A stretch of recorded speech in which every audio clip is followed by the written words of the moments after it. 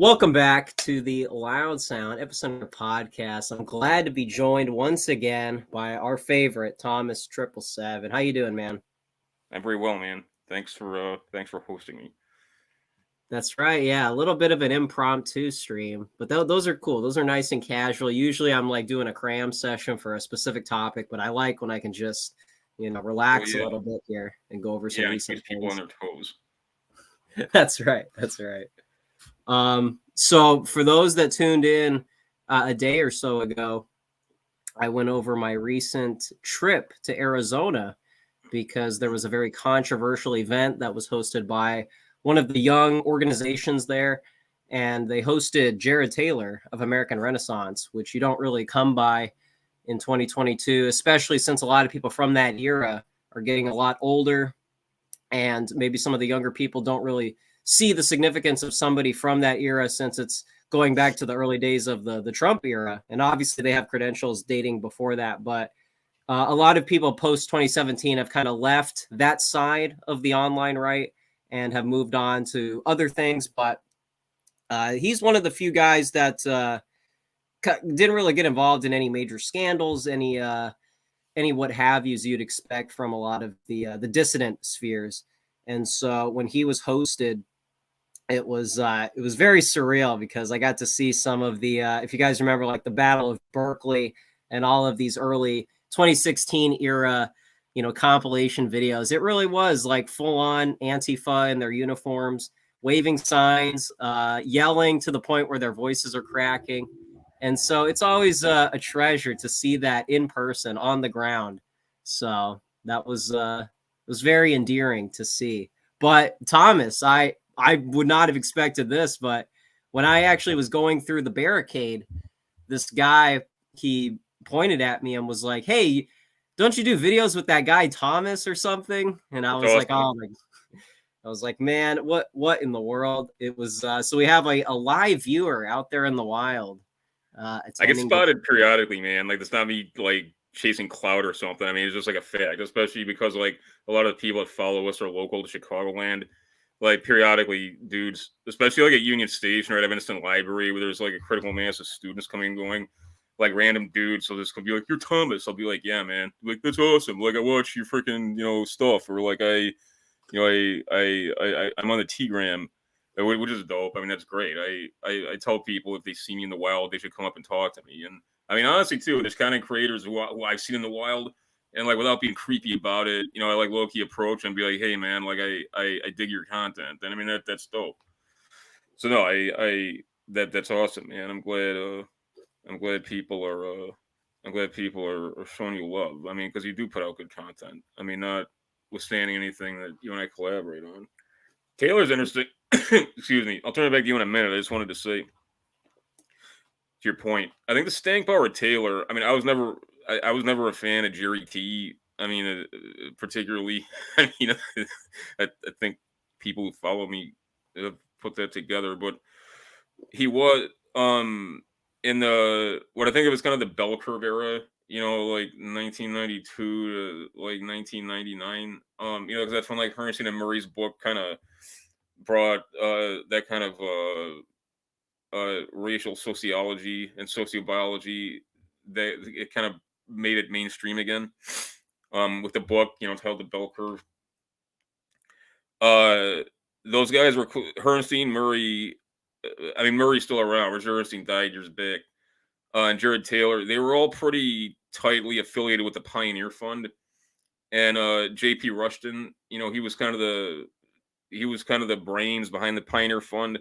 And there's some very positive people and organizations that threw a lot of money into the Pioneer Fund, and they they had an interesting cadre of academics there. They weren't just these kind of race realist sort of dry types like Jared Taylor. I mean, he was kind of the most prominent of their members, but Rushton produced some good scholarship, and like I said, there was a the Institute for Historical Review. They There was a lot of cross pollination between their work product and their people and the Pioneer Fund, and So I mean that I don't people who think that I'm just overly punitive in my view of Jerry T. It's not really entirely the case. But I don't think I don't think his takes are anything groundbreaking or particularly insightful. But it's interesting to your point how like berserk people go over the guy. I mean I don't he seems like an odd choice of like a man you love to hate. I mean he's just kind of a he's kind of a caricature of a of an old waspish snob. You know, it's like that. I it's I'd be tempted to see if the man had an active pulse right in his company periodically. He seems like a strange kind of rage target for these broken for these broken Antifa creeps and what have you. But no, that's frankly like I'll turn over to you in a minute. I realize I'm rambling, but all of that aside, if Taylor was speaking locally or within like reasonable striking distance, I definitely go. I definitely I definitely plunk down like $20 or $30 or whatever to like see him talk, and he's that'd definitely be worthwhile. If nothing else for a nostalgia trip. But yeah, it's interesting that that's interesting. He's still on like the college lecture circuit. I mean, I guess because it's we're getting into proper election season as 2022 comes to a close, and obviously the regime's entirely fixated on their anti-racist narrative, and I mean Taylor's like I guess he's kind of one of their go-to sparring partners. But yeah, that's what and any other impressions you want to drop on us about the event? I mean, please do, man. I'm genuinely curious. Yeah, well, one of the impressions, like immediately after the speech ended, was, like you said, those of us that are in the know. It's kind of like a greatest hits, compilation album. I mean, he goes over the talking points, and if anybody's ever seen an interview with Taylor, you basically heard it all again in this speech, and the majority of the audience agreed. And you had some people who waited in the Q&A and said, "I don't agree with you at all, but I'd really like you to lay out like a solution, and instead of diagnosing the problem, get a little more specific." And one of the things that stood out is, and I don't really begrudge the guy for it, but he does come from a very specific area of politics, or era rather. And so he really just kind of says like the segregation talk and tries to normalize that in the 21st century. And we were just talking about how, even if people are sympathetic to that, I think there's a more appropriate way to say it, because other people have said, America is, as is, it's a multiracial country. And so to try and act like we're going to go back to the 1950s and freeze culture back to that era, it's just, I don't think, very practical to kind of say like, well, things just aren't working, and so let's just go back.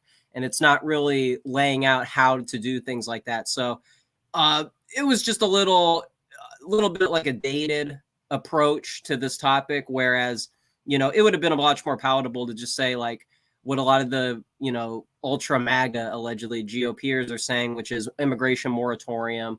Let's just deal with the ones that are already here and go from there, rather than try and call back to an era that a lot of us weren't even alive to witness. And so it was just, it's two different generations confronting the same issue. So Yeah. I just think that's something that kind of needs to be laid out, because No, indeed. Well, it's also too the important. I mean, Taylor. Yeah, you're absolutely right. I mean, Taylor's he's kind of he's a time warp to 1995, but he also his I mean he really is. And I mean, dudes on the college lecture circuit, they do get like stuck in. I mean, part of it's because academia is really is a cloister, but these guys they kind of drop the same talk for like years, sometimes decades, and they don't really update it, because they become kind of just insinuated into that role. exactly. But it's also, I mean, Taylor, the entire Pioneer Fund, the quote like race realism uh, movement in academic culture, if you want to call it that. I mean, that really is something. When the internet was nascent, I mean, the pre-internet era and the nascent like consumer internet era, that's kind of like what it belongs to. So I mean, like, if you want to see Taylor like at University of Iowa in like 1994, it's like that. Those weren't really takes people were hearing, and it's not really. I mean, people might think that, and there might have been, it's like, okay, there's plenty of guys in subcultural terms, who'd read the Pioneer Fund newsletter, or who were reading, like racial historian material, whether it was Tommy Metzger's war newsletter or something, or or something more sophisticated, like IHR material. But the point is, like, there wasn't this like ongoing discussion of of biological race differences. But I mean, there has been now for 25 years. It's not this like weird thing that is just not talked about. So I mean, there's that too. It's kind of like I there's something of an obsolescence to Taylor, and yeah, his whole plus this whole kind of like anxiety about the in the early '90s, there was real grave hostility between blacks and old stock white people as well as white ethnics. I mean, things were jumping off really badly. There was like, there was the LA riots and like the Rodney King bullshit, like the OJ bullshit. I made the point to people too, like bad as Chicago is now, I can walk through West Garfield Park, or I can walk by, I can disembark like on Chicago Avenue, and not like, at least during the day, like nobody's gonna like, I'm not gonna get stomped out or something. Like in 1995, I would have gotten stomped out. I mean, like like I can't really emphasize enough how much things had changed in that regard. But Taylor was kind of the post Cold War like white academic on the right who's like, okay, how do we deal with blacks who are increasingly becoming hostile and unmanageable? And again, like pre-internet, there wasn't an ongoing conversation. There wasn't an ongoing public conversation about this. So yeah, he's definitely a time capsule. But again, I was stoked when you told me you were going to go to this event, because I was curious to see just like how it went down. And yeah, what was the turnout like, man? Like both in terms of, was it like a sizable crowd or something like that? And also like, what was the demographics? Was it like old guys like me, or was it like younger people, or a mix? I suppose It it was was mostly guys too. Probably not a lot of ladies on the ground, huh? Yeah, it was mostly a younger crowd. I saw some old people who looked like they were like followers of Taylor for years, but it was about 30 people inside the auditorium. And then I got to be honest, there was probably more demonstrators than attendees. But Okay. if you looked I'm not outside, laughing at you, by the way. I'm laughing at Samayoga. Go ahead. oh no, we love him. We love this guy. He's Yeah. great.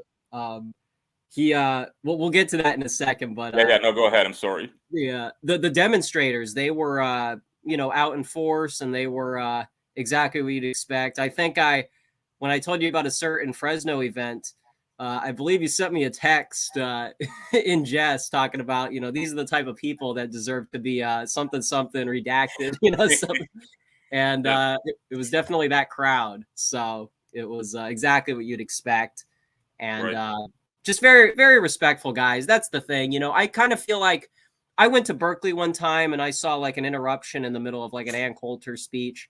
But I just feel like people are like wisening up that like, stuff like that ends up in compilation videos. And it's just so cartoonish and unappealing that, people are just going to straight up ask you like, hey, Jared Taylor, what you have all these, articulate talking points, but like, you're still talking as if we're going to turn America into Japan, or we're going to turn it into something 100% homogenous in 50 years if we start today. And it's just not confronting the No. situation as is in America in the 21st century. Well, it's not really. I make the point to people again and again. It becomes political because of the nature of the regime, but you know, biological racial differences, or like race realism, that's not really a political problem.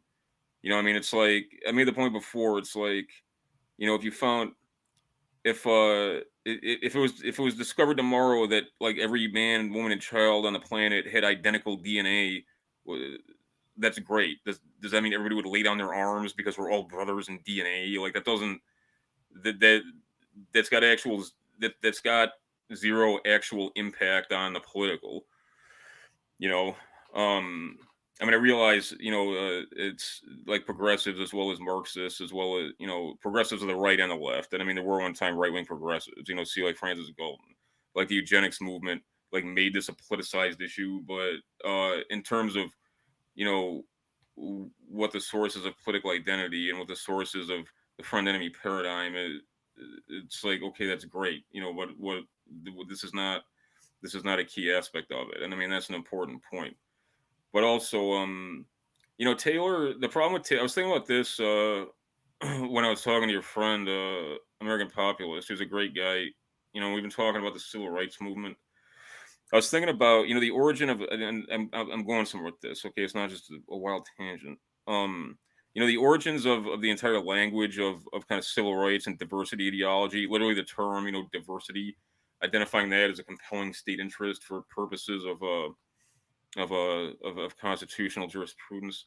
That derives from Bakke versus California, which was the first like challenge to affirmative action, and I think 1977. I'm sure one of the law frogs will correct me if I'm wrong.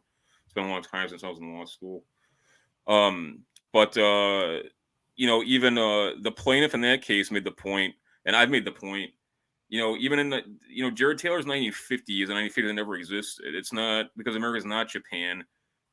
It's not like America had this like homogenous white population of like Anglo-Saxon and Anglo-Celtic and like Scottish Protestants or something. It was one of the reasons the war between the states happened is that there were some real intractable differences between populations. Like that's not to say that like the white race doesn't exist or something, or that there's not there's not compelling variables of a political nature that make it imperative for some kind of Big Ten sensibility to be adopted, in terms of white peoples. But this idea that America is this white majority, and then there's this oppressed black minority, and then there's just Hispanics who are like people of every race, like who we just like randomly lump together because like they all like speak Spanish.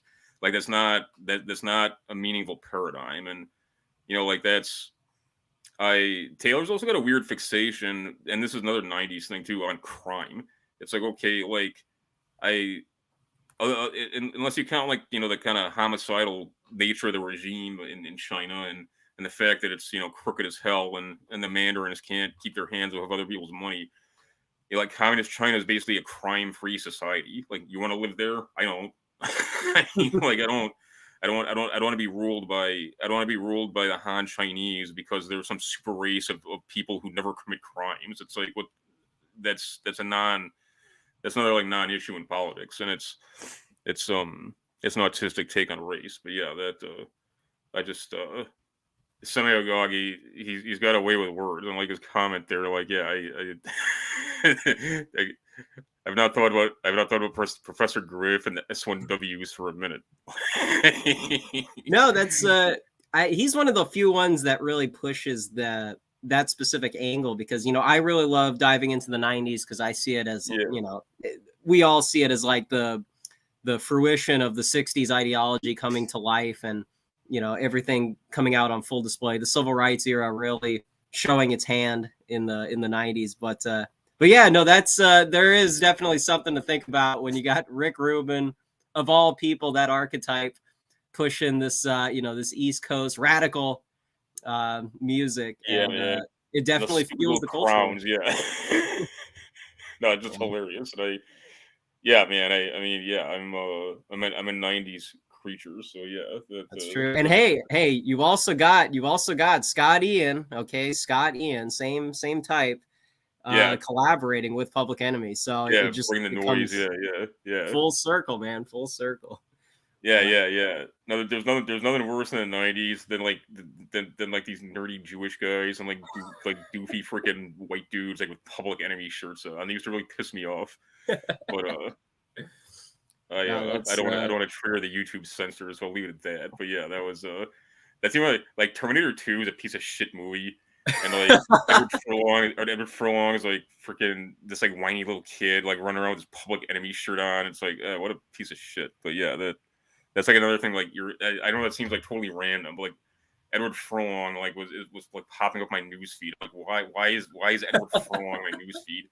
He's like a big fat ass, and he got clean from dope, I mean, which is great. But he's this total like weirdo, and he's like morbidly obese now, and it's really strange. But that made me think about how Terminator 2 irritated me, like when I went to see it.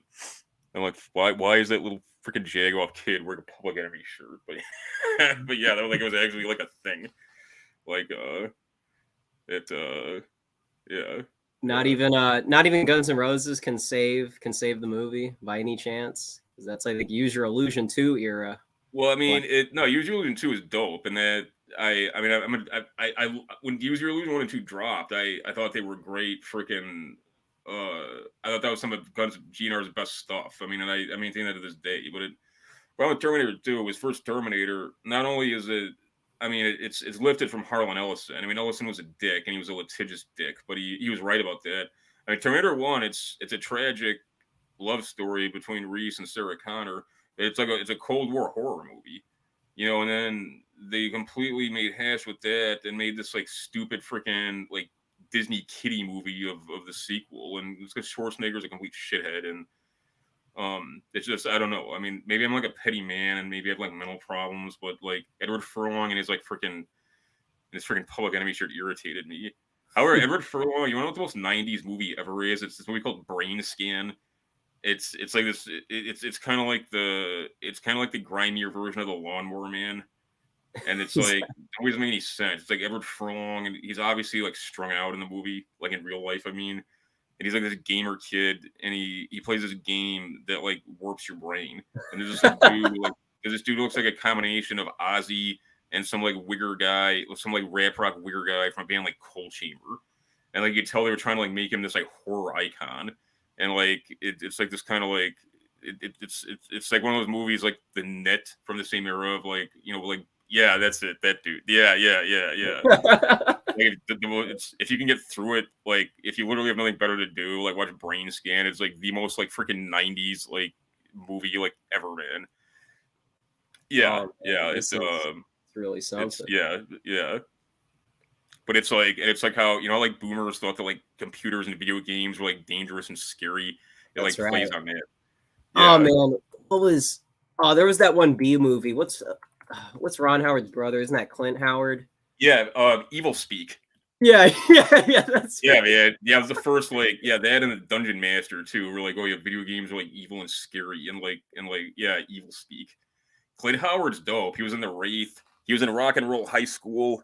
He's been in a bunch of stuff, and he's such like a weird, ugly guy. He's like become like a freaking icon. But wait, like, is this the movie?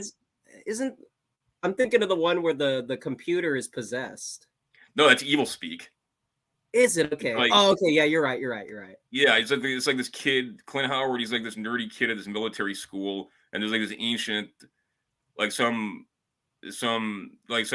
priest from like the conquistador era, like was actually a Satanist, and it's like his consciousness somehow ends up in this computer, and then like Clint Howard becomes possessed and like massacres his military school. Totally bizarre movie, but yeah, that was.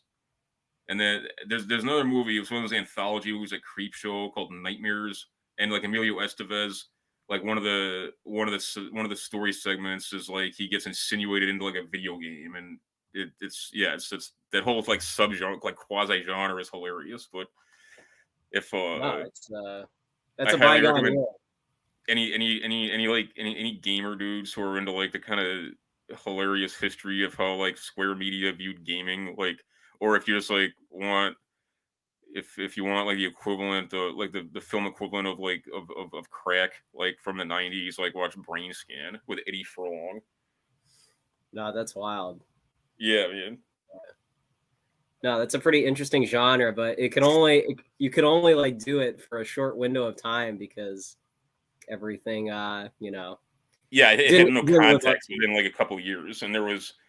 I maintain that Tron, the original, as well as Tron Legacy, also is like a dope movie, and like it doesn't get any respect. But like the Tron Legacy is not just, it doesn't just have incredible visuals, and if you've got proper speakers. I mean, one buddy, he's like a gear queer for like AV stuff, and he's got this incredible speaker set up in his crib. And we were watching Tron Legacy with the volume cranked, like that soundtrack is incredible, man, and it's like Like, and it's just like a great movie, and it and it's like the lore of it is so very deep. Like I Tron Legacy is one of the best science fiction movies of the last 20 years, and nobody likes it. Like I try to turn people or like sci-fi people too, like me, onto it, and there's like or they like say it sucks. I'm like, really, man? Like it's freaking it's great, man. Like I Blade Runner 2049, Tron Legacy, District 9, and like a handful of other. There's been some great science fiction, man, since the turn of the millennium. But I mean, there has it's inarguable, and it's not a dead genre. I mean, if it was, like, I wouldn't be writing science fiction. But it I maintain Tron Legacy is dope, man. Um, I don't know how I got.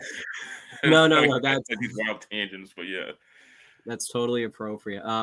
Sammy Gog also says mazes and monsters. Yeah, that's true. That's awesome. Yeah, no, that dude Samangog is impressing me, man, with his like knowledge of esoterica relating to like weird media and things. Yeah, Mazes and Monsters with Tom Cruise. That's freaking great. The moral panic of that film is hilarious too. Thank you, Escalating Entropy, 199 super chat. Thank you, I appreciate it. Asking about high concept of Don Simpson's story. No, what's it all about? I'm not. I think he's still in chat, so we'll get some updates there. But thank you. Also, a regular here, Marshall Forward, dropping the Cronenberg knowledge. Thank you. 499, appreciate it. Videodrome's great. I'm actually a huge David Cronenberg fan. I mean, I love The Fly. I love even some of his lesser offerings, like Rabid with Marilyn Chambers. I mean, she was like a porn actress, and so people panned that movie, but it was actually a big rip on like the sexual revolution, and that's why he cast Marilyn Chambers in it.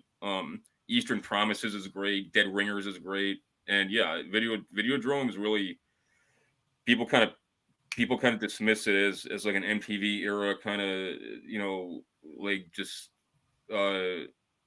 body horror movie, like kind of reskinned. Forgive the unintentional metaphor. Is for like kind of like the MTV and video generation. It's not. It's actually, I agree with you. It's really poignant. And plus, too, like what the Videodrome channel is, like the implication is that like they're showing snuff movies and stuff. Like that was really creepy. I thought so. And it's there's a whole videotape culture for dudes that don't know. Like before, it was kind of like it was the equivalent of like the dark web. Okay, would be today. Okay, like right. It was guys that trade videotapes. They get into some of that in 8mm, which is another great movie. But and I mean, there was some stuff that was like obviously corny, goofy stuff like Faces of Death, and there was some interesting Mondo stuff like Shocking Asia. But there were guys really would trade tapes, and some of this stuff you couldn't really tell if it was real or not, man. And I mean that it was creepy, and you'd go to like flea market type places like in Chicago, like literally in the ghetto, and like dudes just had like tables out with like videotapes, like porn, like bootleg like sports stuff, and just shit like you just didn't want to see. And yeah, it was never. I mean, people have been desensitized, unfortunately, because all this horrible stuff that's popped up online. Three Guys, One Hammer, like the cartel murder videos, the ISIS stuff. But in those days, it was gross. Like the thought of what you were seeing was real, but it was also sick to think like somebody somebody deliberately set this up, and there's like a trade for like these freaking videotapes. So that's the context of Videodrome, and I agree with you. It's dope. Long live the new Flash, death to Videodrome. Yeah, there you go. People in chat here helped me out with. There's kind of like a gender angle to it with this. I guess at first we were trying to figure out if we could really push that, but honestly, James Woods does become seduced by Debbie Harry, and so that whole thing really does, even though it's more of like a political angle, there's also that kind of the sexual like lust that's overcoming the protagonist. So I think that might have been Marshall Forward who helped us. And like Debbie Harry is really effective in that role, and like Michelle Pfeiffer and Debbie Harry both kind of remind me of my mom, like the way they look. I mean, like no bullshit. Like I posted pics of my mom before, so like I don't know if that's conveyed by photograph, but Debbie Harry, she all the films she's been in, she's had a lot of quirky roles, and like it's not just that it's not just like a kind of nostalgia thing, and because she reminds me of mom, but she she's effective. She's effectively weird. Like she's like low key weird in a way that works in a movie like that. And yeah, James Woods. I mean, I know people like him because he's like a mega guy and stuff, and he's a rare kind of Hollywood guy who's like right wing in a sense. But he's made a lot of really interesting films, including Videodrome. Yeah. No, Debbie Harry came a long way from that 1980 Andy Kaufman movie, where it really. Yeah. Now she pops up in a bunch of stuff, including she was even in Tales from the Dark Side, the movie, which has like a wild cast. It's got James Remar, it's got Debbie Harry, it's got Steve Buscemi, it's got Julianne Moore, like pretty much all before they were famous. It's got Buster Poindexter, who's a Jagoff, but the New York Dolls are pretty dope, and it's like just like random that he's in it. It's it's by no means like a great movie or something, but it's got Christian Slater. It's just bizarre, like that it's got that cast. Let's go. Yeah, no, it's what is it? Greg Allman in Rush. Just kind of Rush is a dope movie, and that's about the only movie about hard drugs. Like the scene where Jason Jason Leigh is like fine as fuck in that movie too. I think so. But the scene where they go cop dope from the black dude, and like Jason Patrick, he's already like a dope fiend. He fixes, and he's just like, wow, that's good shit. And like when you see him just like nod like that, I mean that's totally like real. But then the scene where the black dude's like, hey, little sister, you got to fix too, and Patrick's like, no, lady don't fix. So like the freaking black dude, he like jacks around in the chamber. He's like, well, you want to walk out of here? She's gonna fix. So that's like, and so like he ties her off, and you can tell when she like looks at him like, what are you doing? You realize it's like this lady's like a freaking dope virgin. She may very well like die here. Like it's that. I mean, it's a rough movie, man. Like especially for somebody like me. It's not something like I watch often because it's not particularly fun. But it's that's like what the dope scene was like in the 70s by all accounts, and like that's like very, very real. Like it's not. I don't like movies that glorify heroin and stuff because that's really lame. And in the 90s, there was a lot of shit like that. But Rush just makes it look like disgusting, and like terrible. And yeah, that's a great movie. And yeah, Greg Allman, like who would have thought he could act? Yeah, Jason Patrick was a dope actor too, and he just disappeared. But yeah, that's right. Last thing I think I know is like Narc with Ray Liotta. Yeah. That's he got kind of later. He got kind of typecast as like on the edge, like drug police guy, like that. I mean, that's kind of what he seems like. But it's too it's too bad because he had really good acting chops. We'll get to some of these later ones. Green Glassful, a new regular asking about Miracle Mile by the Cherry 2000. I'm very familiar with Cherry 2000. I've not seen Miracle Mile, man. Nice, but thank you, Green Glassful, $5. I appreciate it. Some people in chat were I literally like a week or so ago just saw History of Violence, and so that was that's pretty good. I think the ending it kind of unravels, but Vince Locke, he's the guy who did all the artwork for Cannibal Corpse. Really?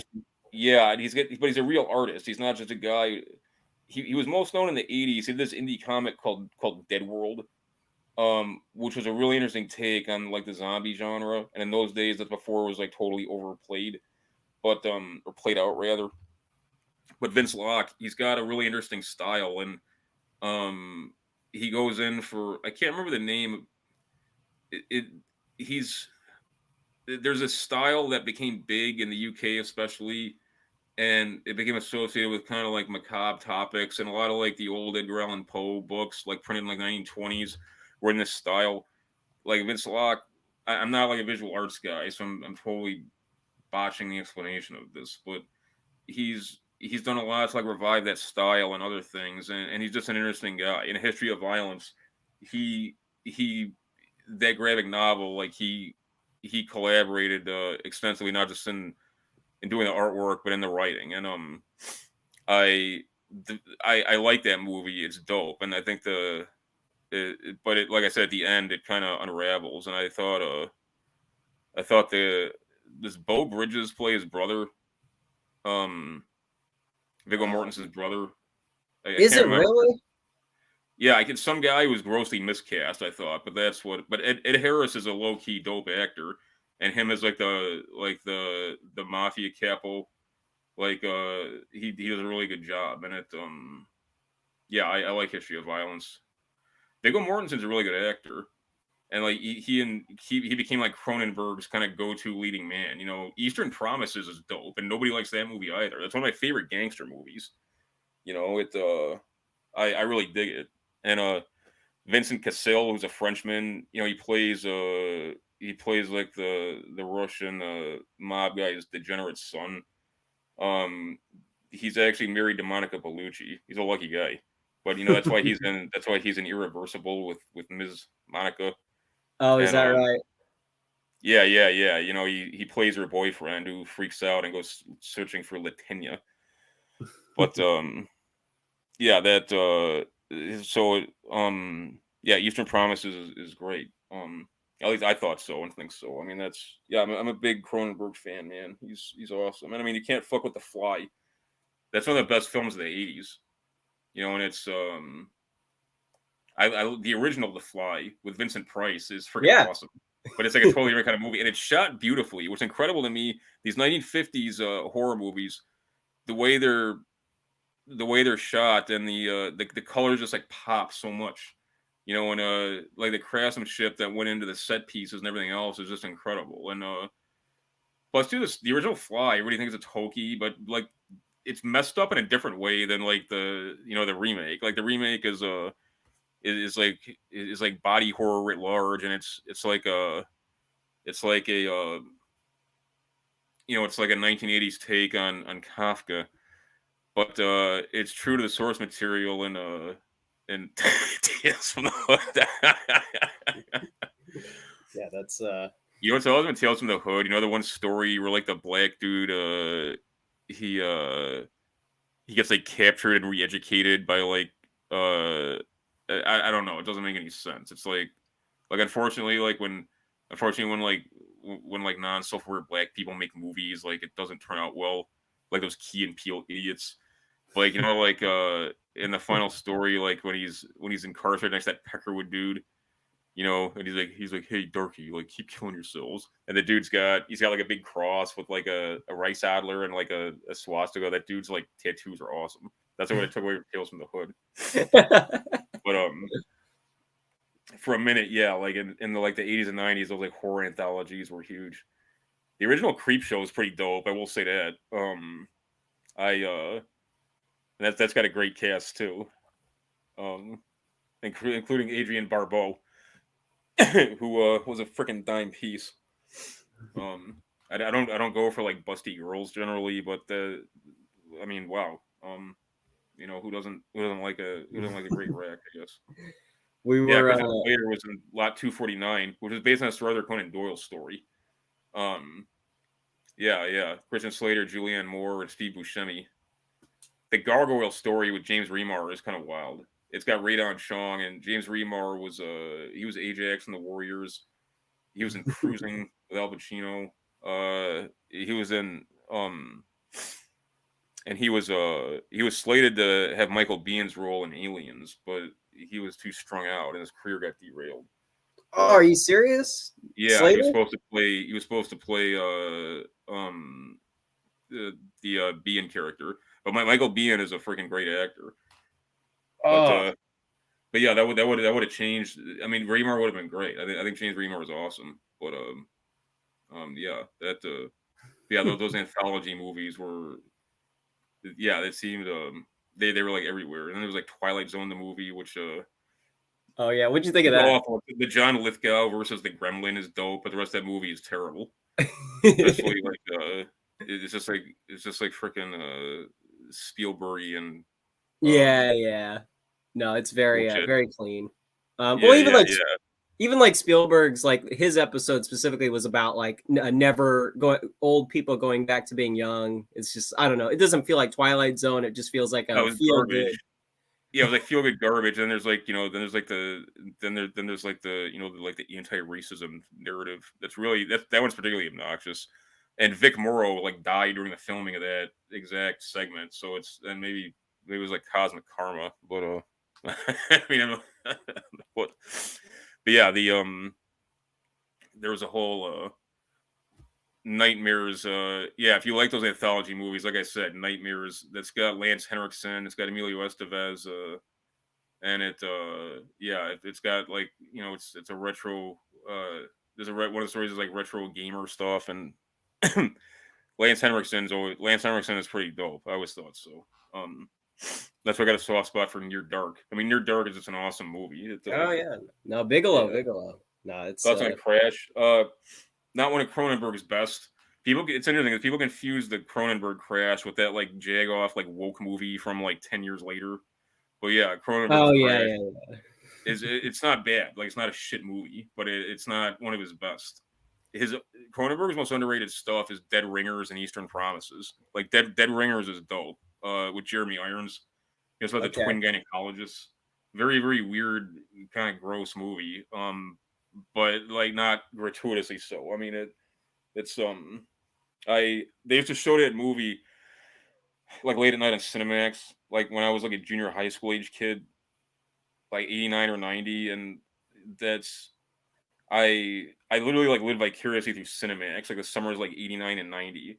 Like when like the TV guide would come, I'd like look ahead and be like, what's on Cinemax like over the weekend? Like I shit you not. I saw some like Clockwork Orange, Midnight Express, freaking Apocalypse Now. They used to play Magnum Force all the time. And I saw Dead Ringers, and I'm like, what the fuck? Like it's like a 14-year-old kid, but like that's a great movie. Cronenberg's always thought provoking and stuff. So yeah, Crash is worth watching. I think Crash was one of the last movies I saw before like asking a girl out, and that's not like something you want in your head in that state of mind. So I would not recommend doing that. That's just I remember you were posting some movies too, so I was in a very bad proto phase, but here we go. Green Glassful with another $5. Thank you so much, man. Appreciate it. Okay, he's describing Miracle Miles Nuclear Apocalypse, Grand Scale, Anthony Edwards. No, that sounds great. Eric Bogosian is great. He played Eddie Nash in Wonderland, which is one of my favorite crime movies. Oh yeah. He's an underrated actor. But no, thanks for the recommendation, my guy. I will check it out. And then Marshall Ford, $1.99. Thank you so much. Appreciate it. The Warriors, very distinct movie. David Patrick Kelly, Warriors freaking holds up, man. That's one of my favorite gang movies. Hands down. What was your favorite gang in the Turnbull ACs? There you go. Yeah. Did you watch Xanadu? Yeah, man. That's unfortunate because that killed Michael Beck's career. You think so? That's what did it? Yeah, and he went on to he tried to stage a comeback of sorts. He ended up in this like horrible like cop show called like Houston Nights or something, and but he never recovered, which is too bad because he had real charisma in the Warriors, and there was real heat between him and Deborah Van Valkenburg, and plus he was like a good looking guy, but he seemed credible as a gangbanger, at least from like that era, and but yeah, it's too bad. Megaforce and Xanadu killed his career. That's too bad. That's oh man, who's the guy from The Outsiders who didn't make it? C. Thomas Howell. Yeah. Same arc. Same. Yeah. Well, Soul Man is what killed his career, which is hilarious. Like his agent told him that like in the 80s, like putting on blackface and like riffing on that like would be like a good move. It's like, man, like I want the cocaine that freaking agent was apparently like using buckets of. Oh man. Escalating Entropy, good to see you in here. What are your thoughts on the Michael Mann remake of Miami Vice? Actually, it's dope, and people who don't like it, they don't like it because they expected like the glitz and glamour and surreality of like 80s Vice. That's not what it is. It's like supposed to be a hard and fast movie about what like the drug police do and like what they're about. And that Chinese woman is horrible, and like who are, like the casting director should be shot for like because it's like there's like absolutely. First of all, that woman is like absolutely zero. She's got the sex appeal of a tetherball, and there's like absolutely zero heat between her and Colin Farrell, and it's just like, and she can barely speak English. That's retarded. But but it's a dope movie, and Tom Towles, he's like the AB shot caller. Like I love the part where they've got all this like tactical hardware because like the cartel's like outfitting them with gear. And then like when the FBI plant, like the Russian guy, they make the drop and Tal's like, "Hey Ivan, how long you been working for the FBI, brother?" And then like you can tell the guy just like shits a brick and like freaking like the ABs like all open up and like light up the freaking SUV. Like it's a dope movie. Like I said, it's basically, I mean, that's if you can look beyond the Chinese lady and the it's like retarded where her and Colin Farrell just like take the go fast boat to Cuba for like mojitos. Like that's retarded, but otherwise it's pretty legit. Like I mean that's like the life of drug police, like at high levels. So I thought it was cool. Colin Farrell's kind of one dimensional and wooden, but the whole point is that like he and Tubbs, they're supposed to be like not well adjusted guys. They're not multifaceted people. Like their only thing in life is like their freaking drug police game and like that. I liked it. I still like it. People are asking if that's a Raiders hat. If you're showing support man. for the. Other than the Bears, the only team I pull for is the Raiders. I grew up in LA, and I mean, in the 1980s, like the Raiders were the only California team I'd pull for. Yeah, I'm not thrilled with the fact that like the Raiders are in Vegas, but I don't know, man. Like I pull for the Raiders. Other than the Bears, that's the only freaking NFL team I support, man. So yeah, it's a Raiders kit or visor rather. It's not a cap. John T, thank you for reminding me. I almost forgot. So, what other World War II books about the Reich besides the stuff you've said on Pete Quinones, the David Irving? It depends what aspect you're talking about. If you're talking about the war years, Joachim Hoffman, Stalin's War of Extermination, that's essential reading. The reason I always come back to David Irving is because he is the seminal historian of the Third Reich. That cannot be disputed, and that's one of the reasons the regime hates him so much. So if you want to understand the Reich from inside and the personages that constituted its leadership cast, you've got to read David Irving. And the seminal biography of Adolf Hitler is John Toland's Adolf Hitler. And that obviously the focus of the book is the Fuhrer, but it gives you a complex picture of the German Reich. So yeah, David Irving, Joachim Hoffman, John Toland. I mean, I've got other texts too. I don't want to just like read out a list here, but start with that. Read Joachim Hoffman, Stalin's War of Extermination, and read John Toland's Adolf Hitler, and read R.H.S. Stofley, Hitler's Panzers East. Stofley's biography of Hitler, Beyond Evil and Tyranny, is important too. I cite that a lot. So there you go. Start with all of those. Someone was asking about Volker Ulrichs or Hitler. Was that? Have not read it. Okay, and Marshall Forward also. Okay, I guess that's because isn't has Irving come out with the Goebbels book? Is that already available? Yeah, that was the Himmler book was what he was working on for perennially. The Himmler book has been released. The Goebbels book is essentially the Goebbels diaries with Irving's narrative to put them in context. I mean, read everything that Irving wrote. Okay, if you want to be educated on the Reich and revisionism. Some people he wrote the Virus House too about the German atomic bomb program is dope. And Irving actually studied physics. I mean, the guy he really is a brilliant guy. Like he he never took a degree in physics, but he's got that's what he studied. That's what he intended to take his degree in before he became this kind of independent scholar.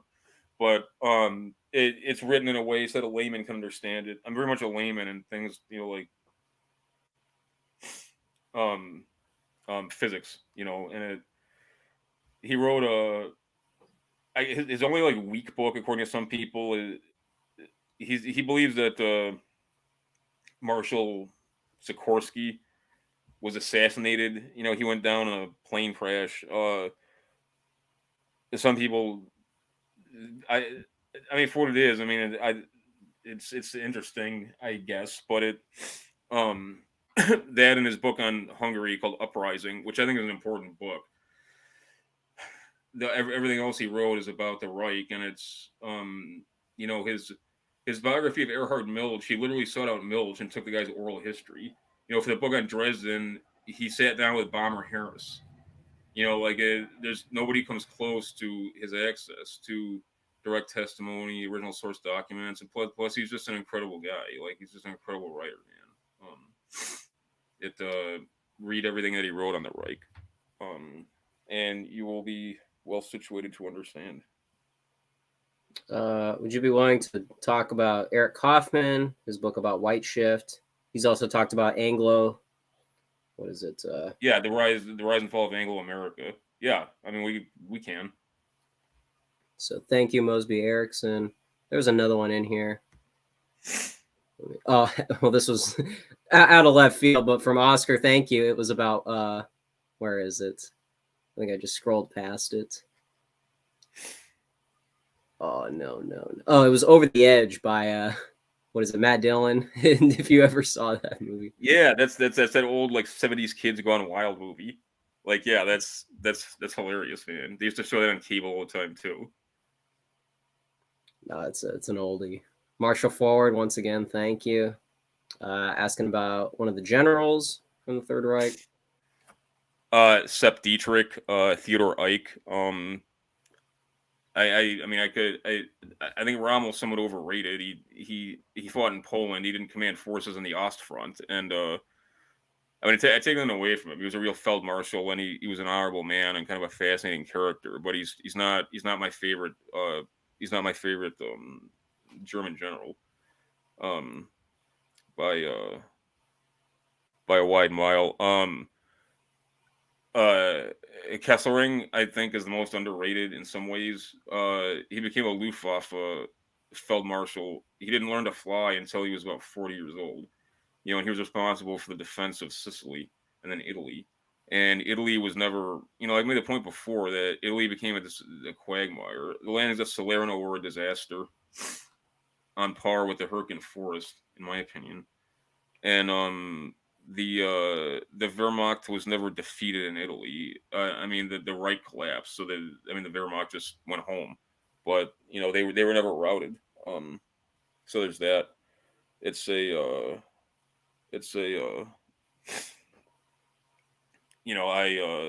Probably if you're asking me like the German general I most identify with personally, it'd be Sepp Dietrich. Okay. And I think he's somewhat unsung. People talk about him. The critique of him in his epoch was that he was just, a glorified NCO who owed his rank to the fact that he was the man who quite literally pulled the trigger on Rom, and he was an old fighter. But it's not. He didn't have the ability of Paul Hauser, but Sepp Dietrich was great. And he's probably there's a decent biography of him. It's not super in depth, but it's called Hitler's Gladiator, and which is a dope freaking title. And that's the way to think of it, man. Like going up against Sepp Dietrich and First SS was not something anybody wanted to do.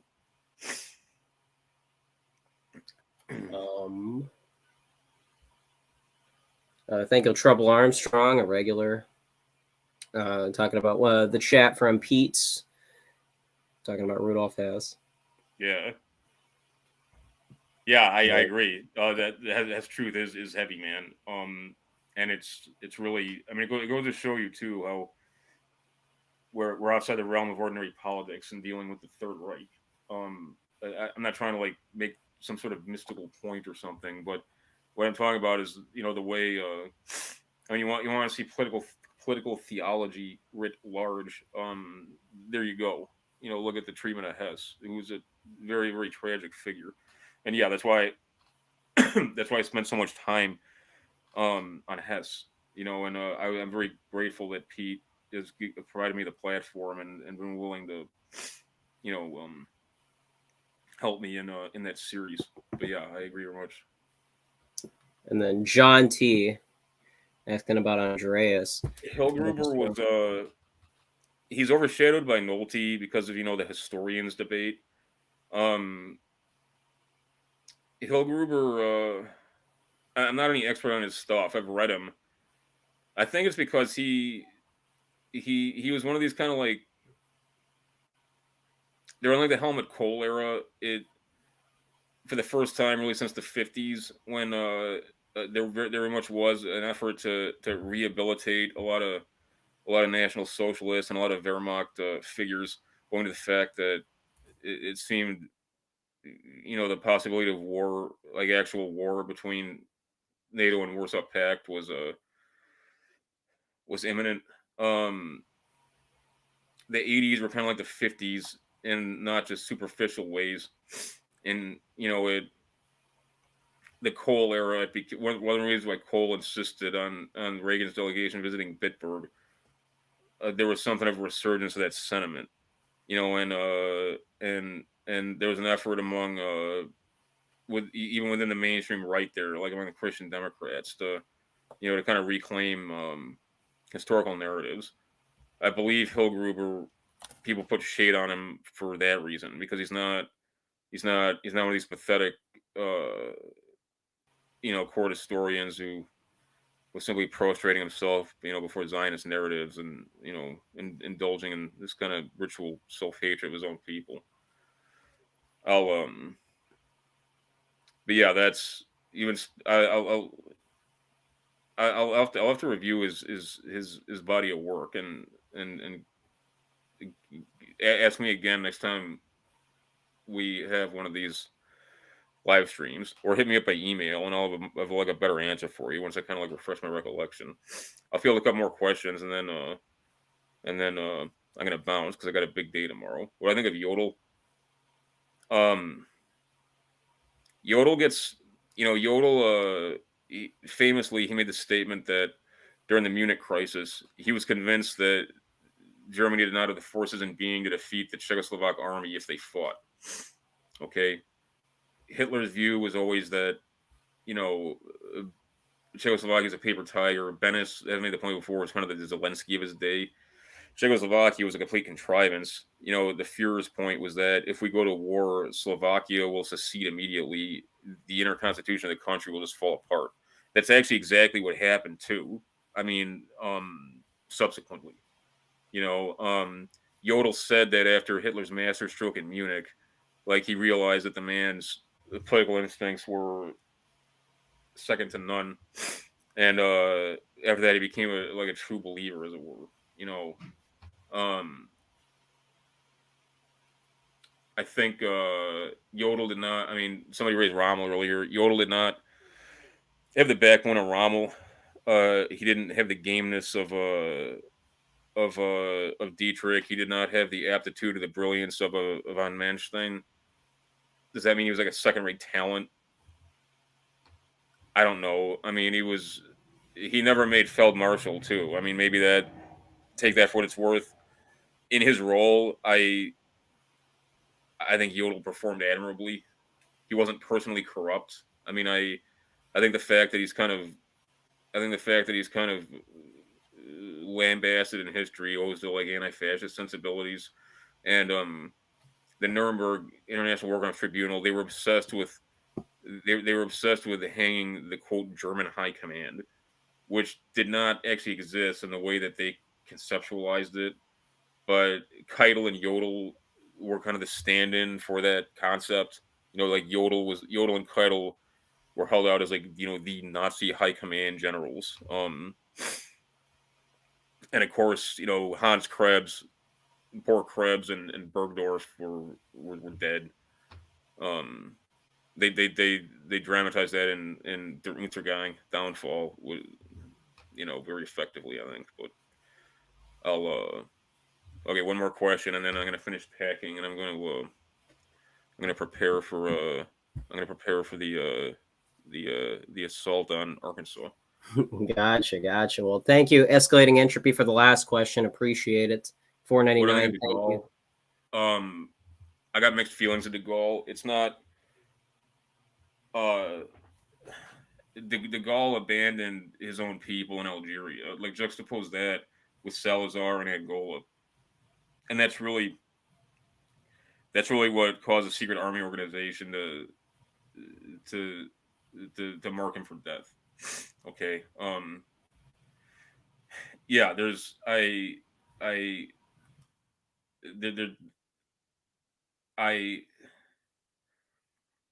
agree. He definitely styled himself as a heroic personage of history, but some of that was a contrivance, I think. I mean, it's a complicated issue, but what do I think? What do I think mars his legacy is Algeria? Okay, you don't abandon your own people like that and just like write them off like you would a loss on some ledger balance sheet, and that's exactly what he did. But this is really dope. I really appreciate everybody coming and contributing, and thank you for supporting Ace. I don't want to embarrass him or anybody else, but I owe him a tremendous amount.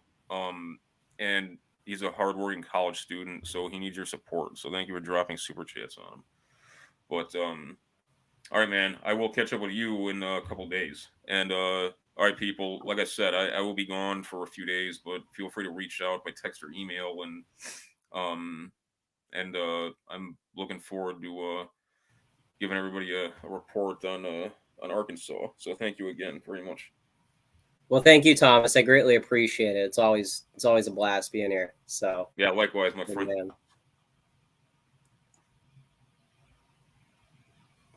All right. Well, thank you guys. Greatly appreciate it. Appreciate all of you guys keeping the chat going and keeping the lights on over here. So greatly appreciate it. Oscar, David the Gnome, Marshall Forward, Douglas Edward, you were asking about Incognito. I just yeah, we're going a little low key for this stream, but I thank you. Subject to change. Thank you, man. $9.99. Appreciate it. Thank you, Subject. You're one of the regulars here. See a lot of regulars here tonight. Movie night tonight, and then some 20th century history. So tends to go that way, anyways. If you guys want any updates, it's in the Telegram channel, which was linked in the chat there. Beantastic, thank you for joining us for our metal discussion over on, what was that, last night or the day before? I'm losing track of time here. Just Jimmy's, one of my favorite people. Thank you, man. Checking out some AA. The generational divide, very important. Pro Dover. Hey, man, thank you so much, man. Thank you, Pro Dover, $10. Appreciate it. Thank you for being nice. We didn't get any David Lynch. What do you mean? We went over. Oh, we didn't talk about. Yeah. That was supposed to be okay. That's I didn't realize that was like false advertising. I was just saying he's if since Thomas is going to be on the road on the Greyhound like Axl Rose, he's eligible for a road movie if David Lynch wanted to make another Wild at Heart sequel. That was last night. Okay, I'm losing track over here. Maybe it's the semester in my head.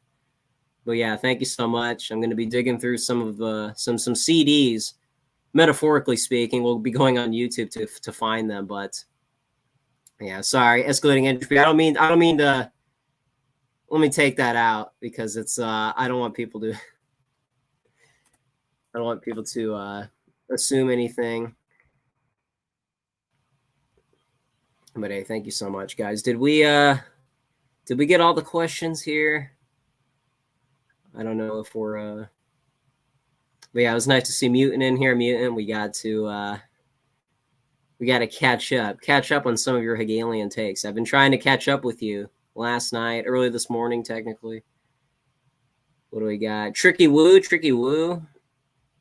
I think from the Telegram gang. Thank you, man. Thank you. Yeah, no mold bug talk. No mold bug. It's a rare night. Let me see here. If you guys got any final questions, any last requests, we're going to be heading out of the studio here. Going to be getting some lasagna. So if we got anything, last performance on this open mic. I also got to check out some of this Cronenberg. Who is recommending the sequel to Videodrone? Whoever that was, thank you. I don't know. Is Crimes of the Future, wasn't there like a newer version of that movie that just came out this year? I didn't understand what that was all about. Are you guys in the loop? Garfield. Yeah, we're going Garfield. We're going Marcus Garfield. Marcus Garfield mode. So true. Hey, thank you guys. Hey, shout out to Bass Guitarist doing some trick or treat. Not trick and treats with that. What is that? Catherine Moss. What's that Matrix broad's name? I'm talking about Trick or Treat, the 80s movie. What is her name?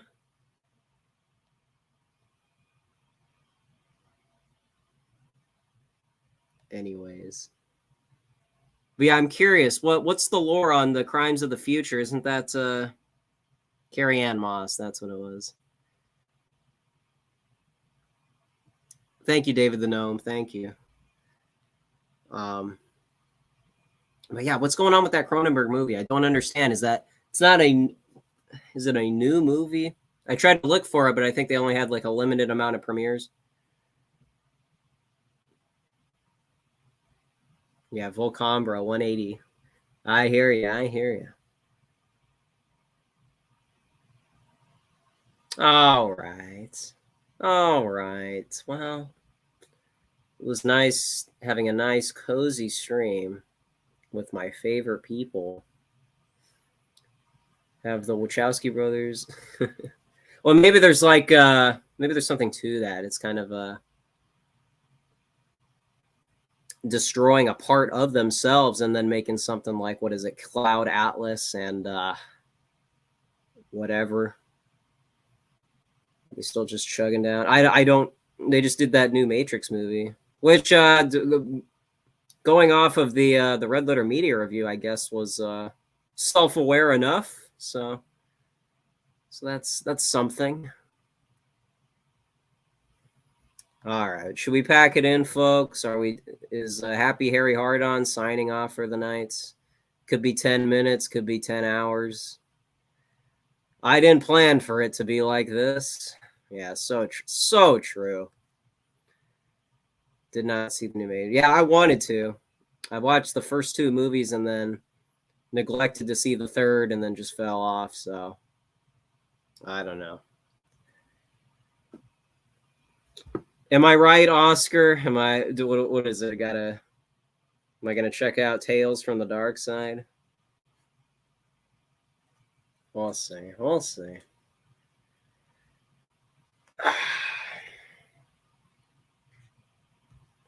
Well, thank you guys for donations. You guys don't have to do that. I appreciate it. Thank you, one and all.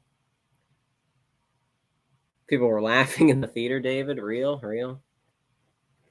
Sorry about the metal night last night. I know that's a bit, that's a little overwhelming to the average person, especially when it's not even like Metallica.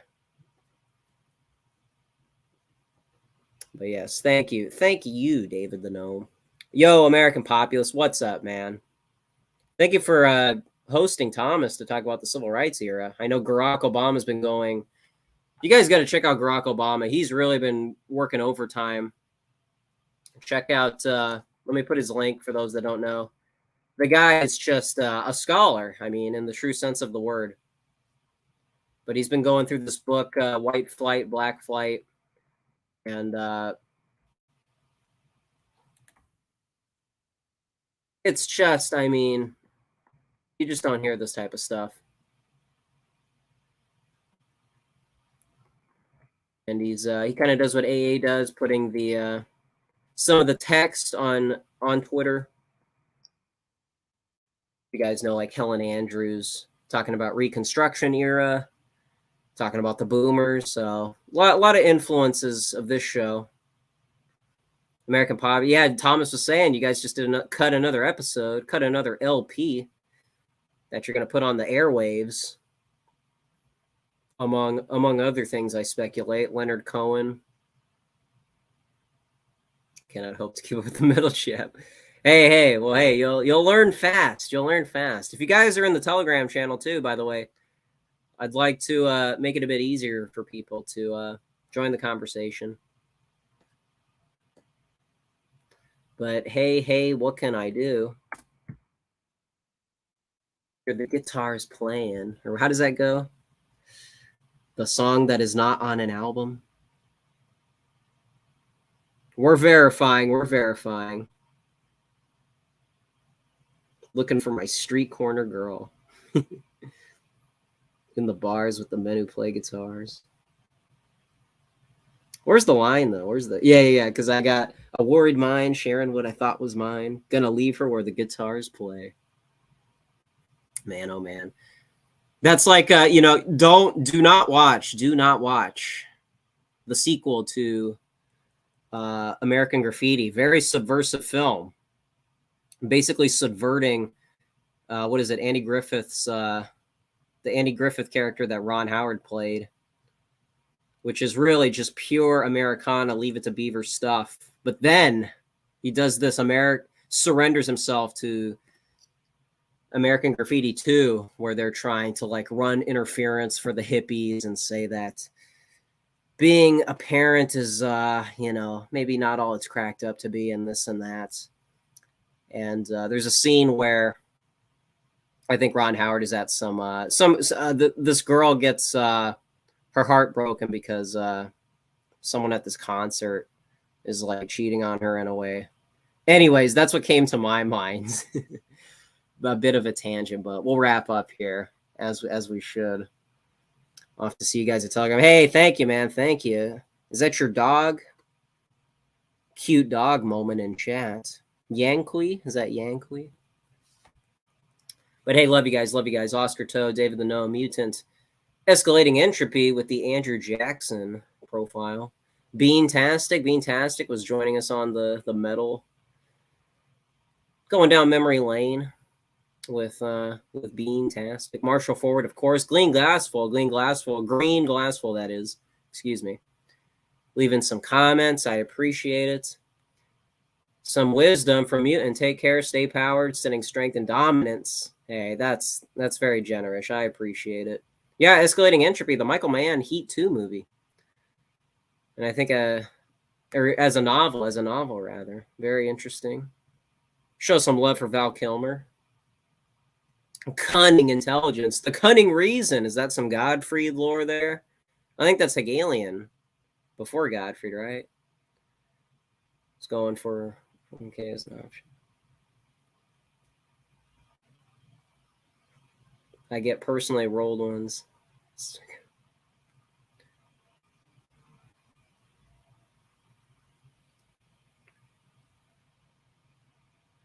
Yeah, Tron Legacy. Yeah, that's how you got to revive Disney. Get Daft Punk back in the mix, and you'll get something there.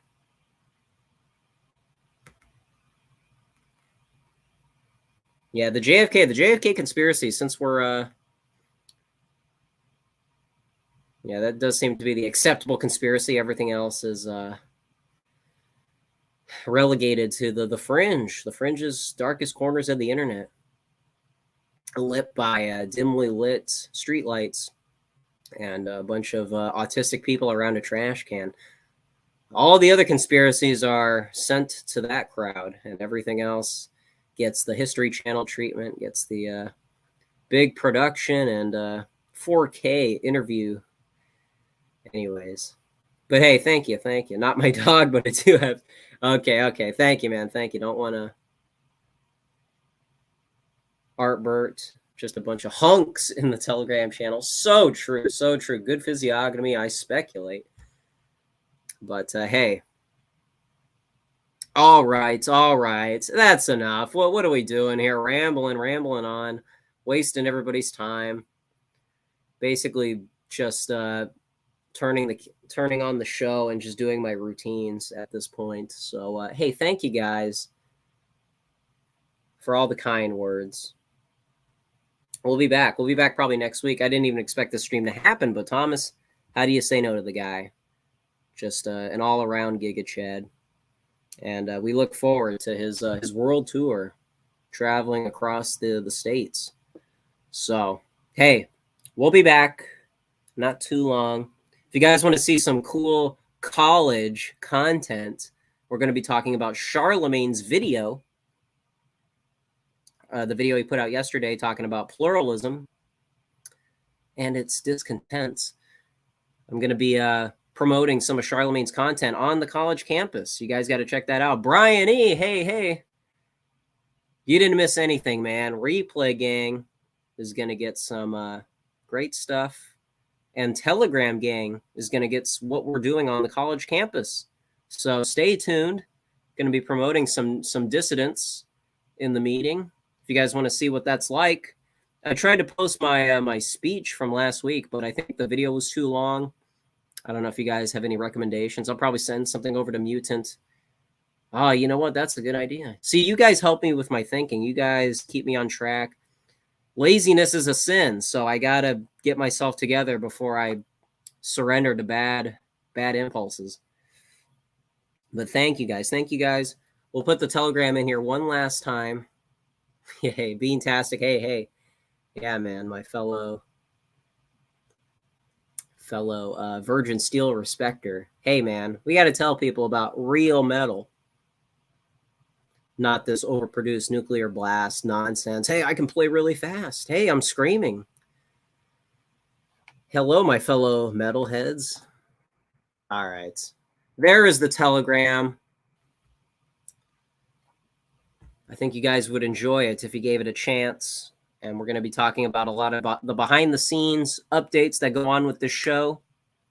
And thank you, Brian, for stopping by. Appreciate all you guys being tastic. Yanqui,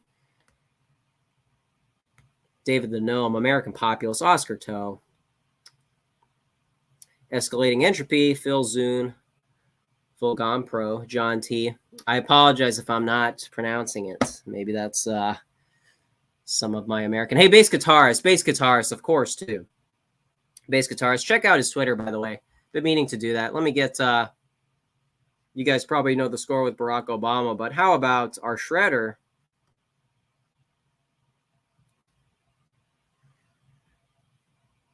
Playing these stringed instruments to everybody's content.